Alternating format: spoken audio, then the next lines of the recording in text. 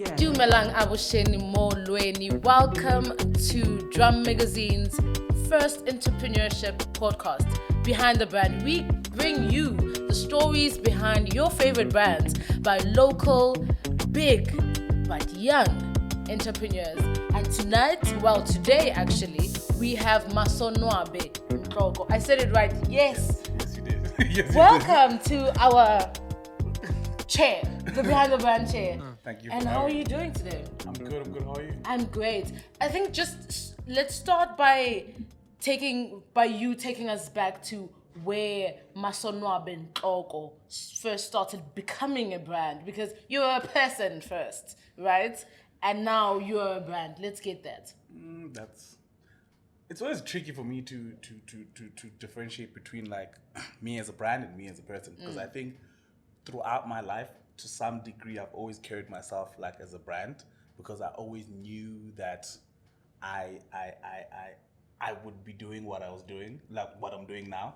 So I think formally, it all started in university, I think just like the school projects, how I started presenting them, because I always understood there was a life beyond just like university, But as me registering a company that is Masonwabe Ntloko, that started 2019, with my first collab, which was Yogi Sip. And I mean, when you then went into varsity, you already knew what you were going to do. You already went for textile designing. You were not confused. To some degree. I think because I grew up in a small town, we didn't really have like an abundance of like information about art-related things.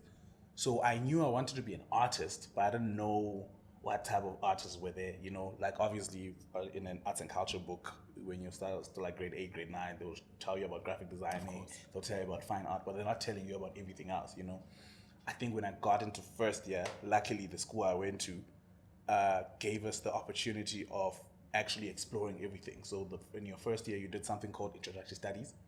So in introductory studies, what it was each discipline is taught as a module.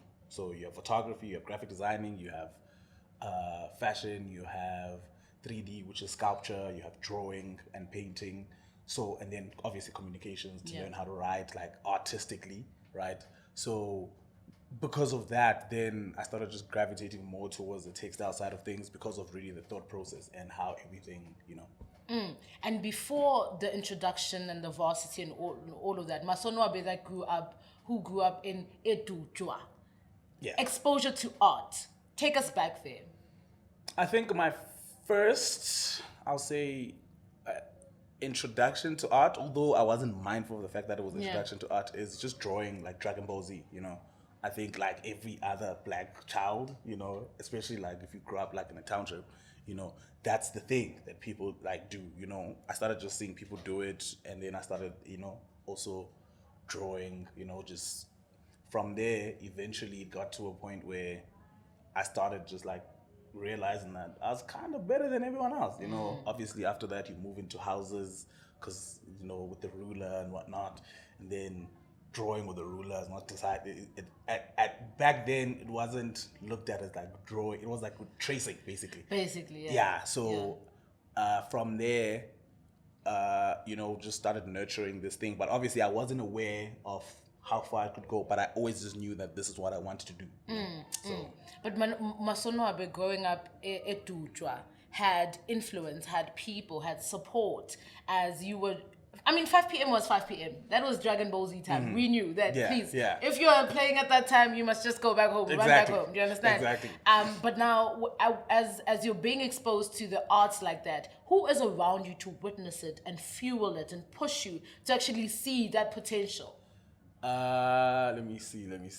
I think the talent itself I get from my dad, but he never really like cared about it like that. But there was always like conversations of, oh no, your dad also could draw when he was younger, and then the person who sort of kind of like motivated it, pushed it, was my mom. I think with my mom, all she just wanted for me to do is do something that I loved, but obviously with guiding me as a parent, So we had our conversations of, this is what I wanted to do, Like for example, when I was doing grade 7, we had a conversation of I wanted to go to an art school because I had found out that there was something, like I don't remember who told me, but they were like, yo, there's schools that actually teach this thing.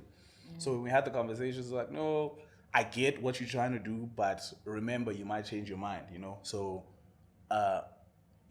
if you get to grade 12 and you studied arts, let's say, for example, like Maths Lit or whatever, and history, and then when you get to grade 12, you want to be a doctor, what then, you know?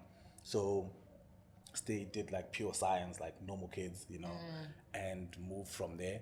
So I think... I forgot the question now. I think I off-tracked a bit. The people who are... Oh, yeah. You actually already answered it, but now I want us to get to this art piece behind us. When we walked in, you did mention that your grandmother did, Umakulu actually. Yeah. Please, we must pay respect. Umakulu did also play a role. Tell us about her role in basically creating Masonwabe as a brand. I think, so how I grew up in 2 worlds, if I could say that. Every weekend, went back home, you know. When I say home, I mean like the village, Engwane, where my mom and dad are from, you know. Then that's where my grandma stays. And my grandma's I always say this, that I think she is one of those people, if she had an opportunity to go to school, she'd probably be like a doctor in art and design, you know.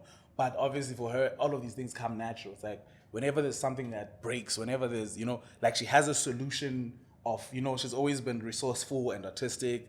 For example, there's things called ingobozi. Ingobozi is like a basket of some sort. I think that's the best way. It looks like a vase. You do it out of dried grass. There's ukuko, which I think in Zulu is called ikucans. Okay, icans. Oh, I don't know. Okay, yeah. She does that. She sews. She had a sewing. Yeah, she was my first introduction to a sewing machine. I actually learned how to sew using my grandmother's sewing machine. So she has all of these things that she does, which I think also just like the overall artistic view of life or design is from her. Because with her, it's like she'll get this. You leave her, like for example, with a bag. When you come back, it has beads. It has, you know. So I think me being open to explore comes from like that, you know. And then my work, the foundation of it is who I am and where I come from, which comes from those little experiences that I had. And piecing all these backstories together, where does now textile designing as a theoretical and like an academic course in your life now meet the sewing Masonwabe, who really just sits behind the sewing machine and just gets carried away? Fun fact, I hate sewing. It's just, I can, but it's never been like my thing like that. I think, so basically, because there's not a lot of schools that teach textile designing, a lot of people don't really understand what textile designing is. And I think the best way to sort of kind of like explain it is, it's like the process side of fashion. So you learn how to create from raw materials to yarn, or how to process wool to like just raw wool to actual wool that you can create product with. You learn how to print, which is screen printing, sublimation printing, digital printing. You learn how to knit. So that's what textile designing is, but obviously it also has the digital aspect of it, of learning how to actually design. So that is what it is. Now, how do these two things come together? I think when I was doing my second year, I'd gotten to a point, a lot of my work was very hip-hop inspired, because remember, we as people try as hard as we can to move away from like who we are and where we come from, you know? So like everyone else, very heavily inspired by like hip-hop music. A lot of my work had graffiti, you know?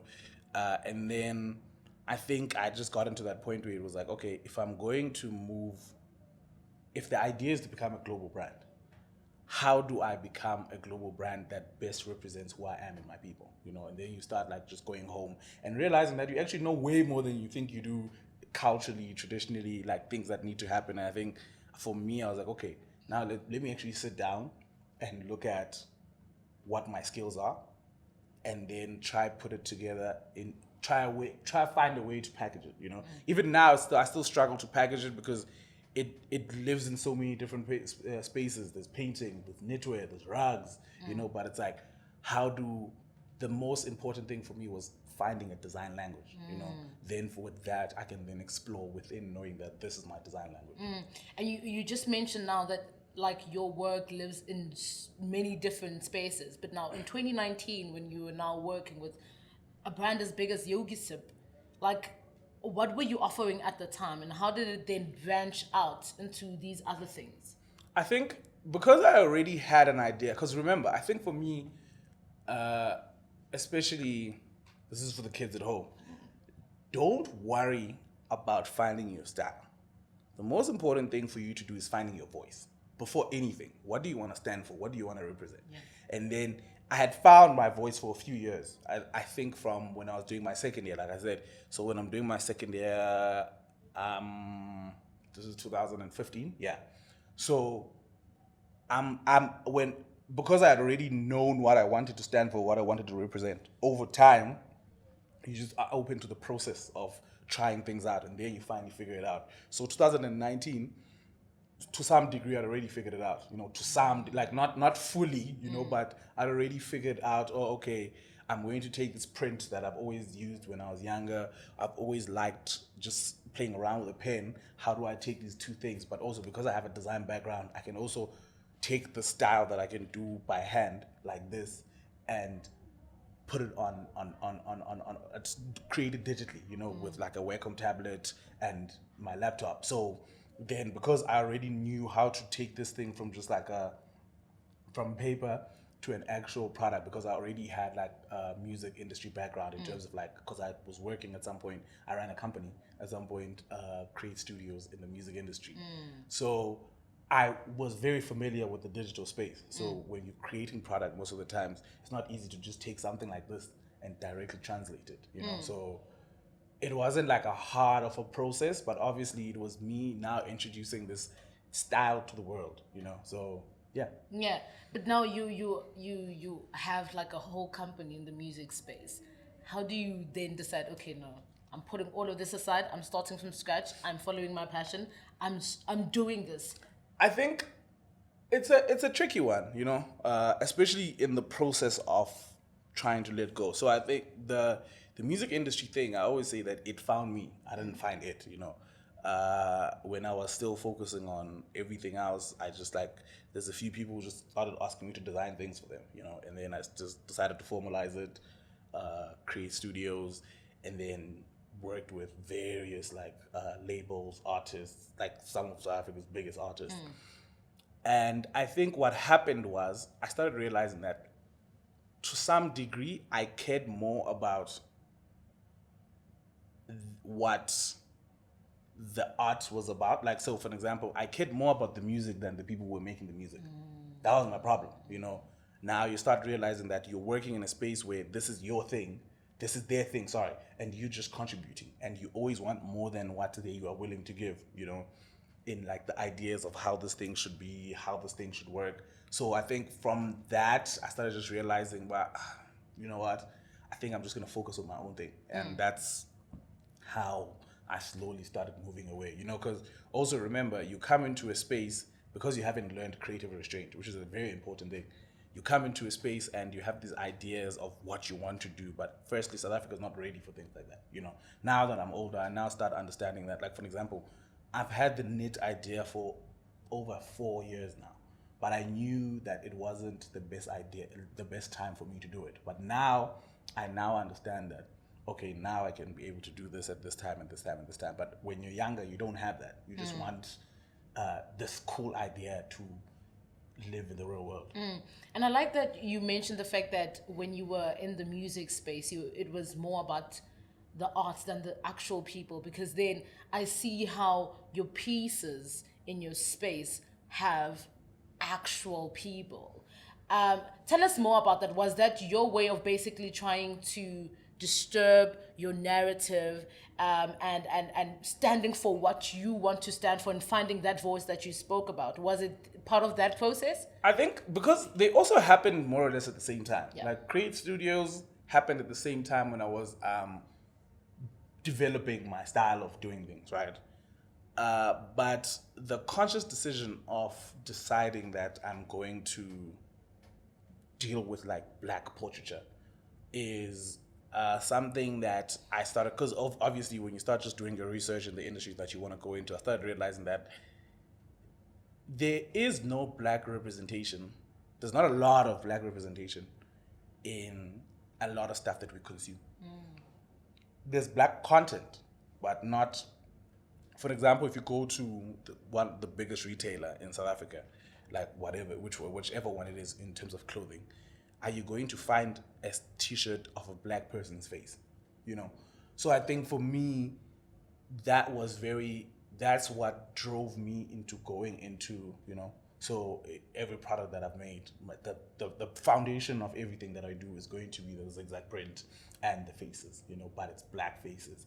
And because I started realizing that we all somewhat share the same stories, because it's a funny thing, as much as we don't speak the same language, whatever I talk about, like when I tell you a story, it's either it happened also to you or someone that you know. So because of stuff like that, I was like, okay, even my focal point, it's not going to be very celebrity based. It's going to be like my family, you know. Like I'm going to draw portraits of like for example, when I did my first rug job, all of them were named after my grandma, you know.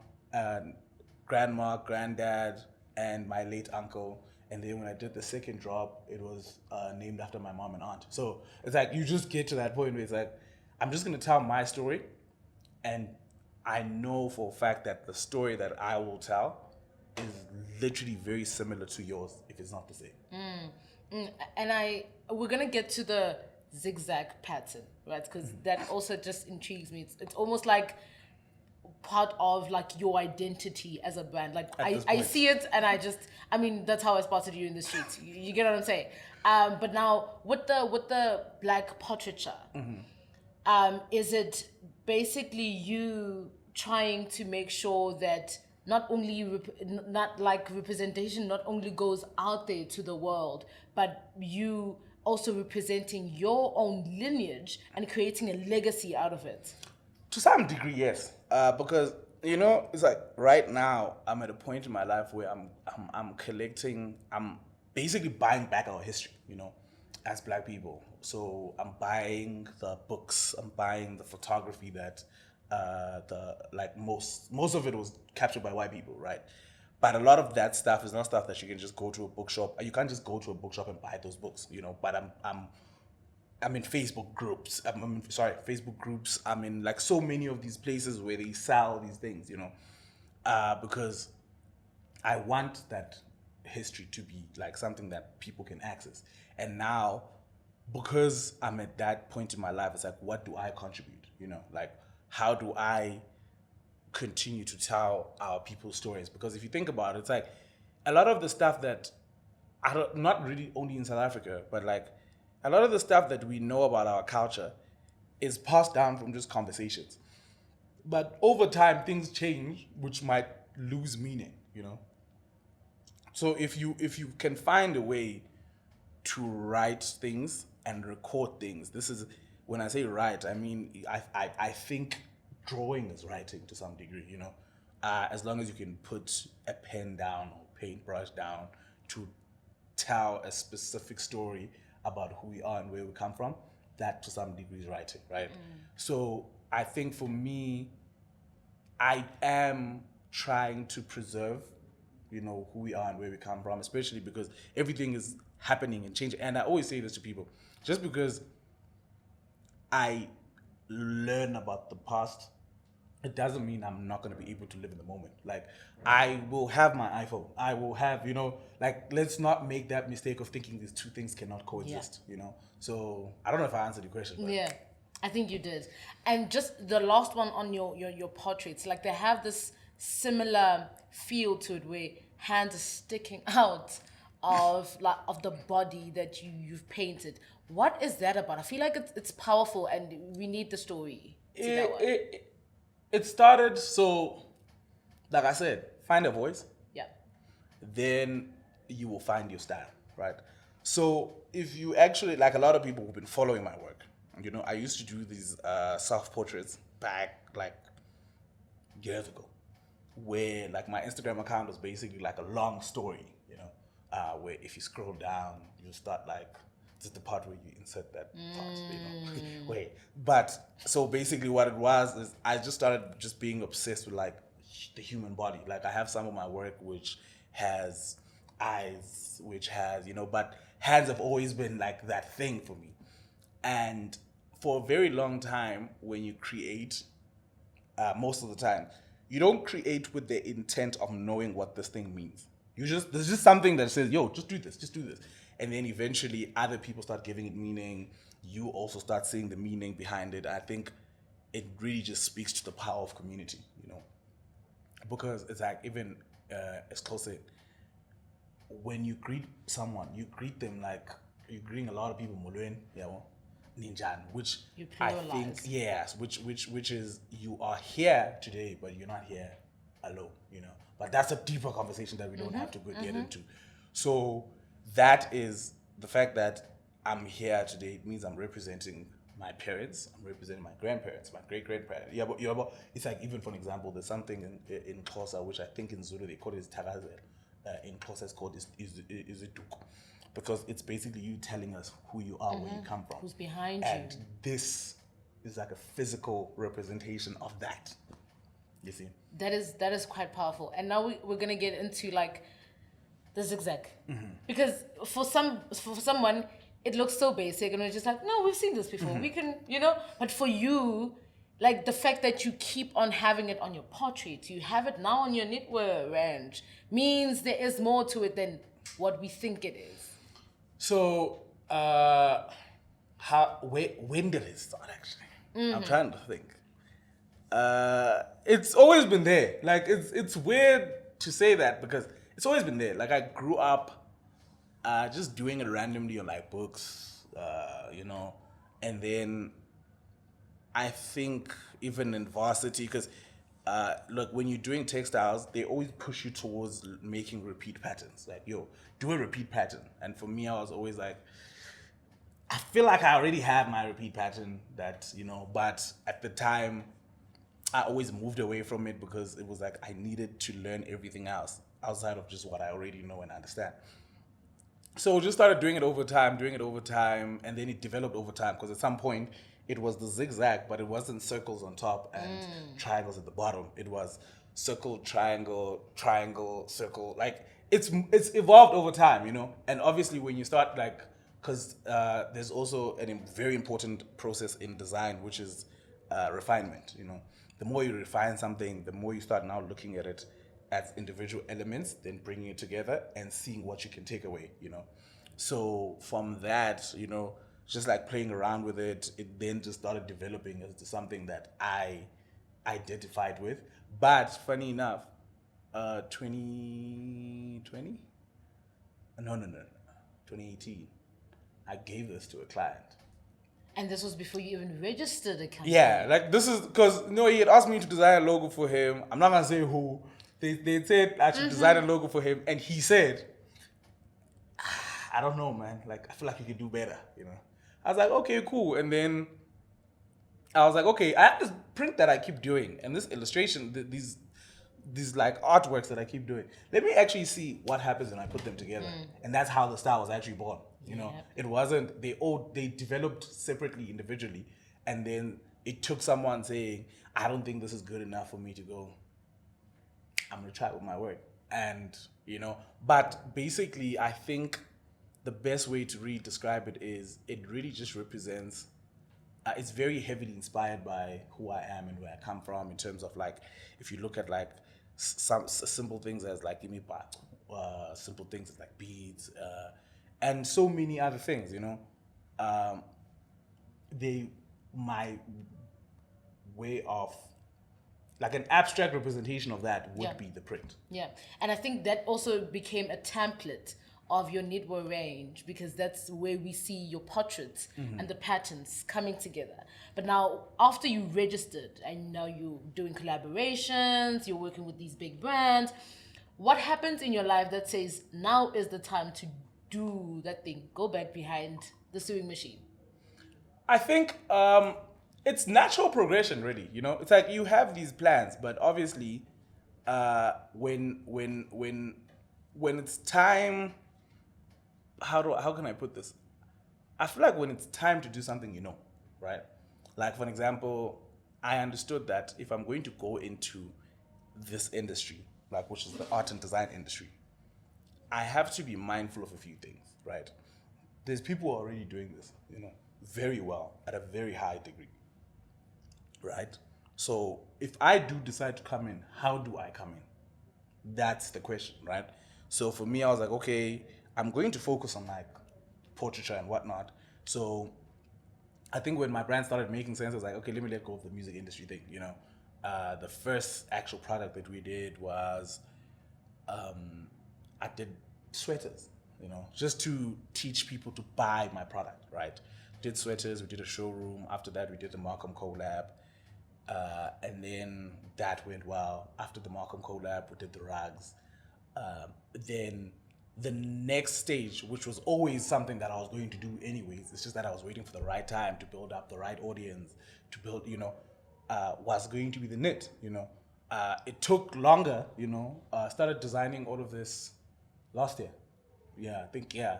Like, even before last year. Started developing it, obviously refining it. What the original designs were and what you see now are completely different, right? And then, but funny enough, everything that you see in the range now is stuff that I designed, I'm gonna say a week before we went into production. So I scrapped everything because, like, I don't know, maybe it's because I sat too long with the designs. Because remember, like, after like a year, it stops being wow to you. You forget that other people haven't seen it, right? And then I just scrapped everything, started from scratch, designed, then we went into production. So that was, you know. Yeah. And when did you launch it? So officially, it launches on the 1st of August. But we did pre-order, I think 23rd? Yeah, 23rd of June, you know. Because also, usually what happens with products that I put out is that they usually sell out on the same day, right? So I was trying to give people the opportunity to sort of kind of like save up until that, because it's happened so many times that it's a good thing, but it's also a bad thing, because when it hasn't sold out, people assume it's sold out, so they won't bother checking if it's sold out or not, you know. So I was like, okay, let's do a pre-order first. Obviously, we're gonna do a show on the 3rd of August. Yeah, we're gonna do like a showroom, because I always like real life experiences for people to really see this thing and experience it in real time. You see, so you know, we've been, you know, trying to figure it out here and there. Yeah. And I mean, now that it is taking off, how are you feeling? Is it coming full circle? Do you have like more plans to create more than just knitwear?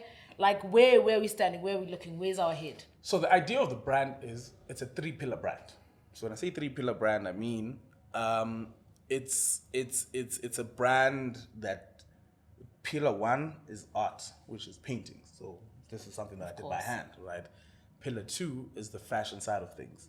Pillar 3 is the homeware side of things, because like I said, I've done rugs before, right? So the idea is to push these things separately, but as a unit, you know. So it's like the bigger goal is, as these 3 pillars, they are all like successful in their own independent ways, but the foundation of it is always the same design language, you know.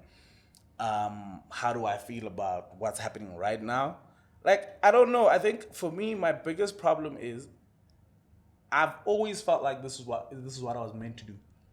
So because of that, I can't appreciate it as much as I should, because it's like, for like, how do you feel about it? I'm like, I kind of knew this was gonna happen. So it's like I've seen my life in my head. Yes. So a lot of the things that happen don't necessarily shock me, but I am now at a point in my life where I think I'm more grateful for the fact that there's people who go to work, get paid, and pay for my product. So for me, that's what matters the most. So every time I host something, the fact that there's a bigger number than the last time. Like, for example, last year we did a rag exhibition. We probably had like 300 people.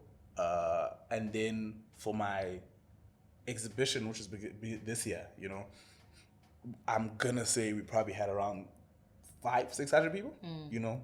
So for me, that's what matters the most.